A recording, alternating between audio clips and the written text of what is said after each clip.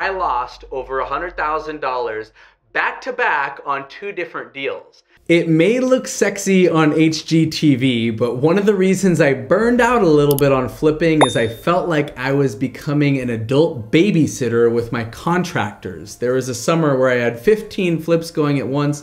They're all falling behind schedule. I'm getting hit right and left with change orders, and it ended up creating a situation where I lost over $100,000 back to back on 2 different deals.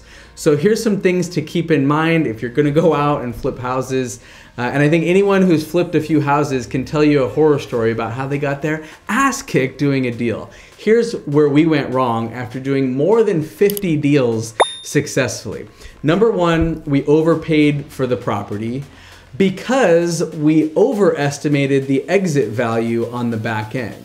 And we underestimated the construction cost, or rather we got surprised with things along the way that we weren't expecting. In addition, there were some things that might have been out of our control, like the septic system that we thought was in good shape that really wasn't. Install a new septic system, wait 4 months for the county to get the health inspections and approvals, add to that 4 to 5 extra months of carrying cost at 12% interest, and you can see how this thing can get really ugly really fast. So thank God that wasn't my first deal that could completely derail a career, but it did make me stop, take a step back, and switch to commercial real estate because I wanted to be in a place where I could do fewer, bigger, higher quality deals, where I could be more intense and focused on the management, where I could work with higher quality contractors, where I could be there keeping a more watchful eye on it. Because you know what? I got a little complacent on those deals. We'd done so many.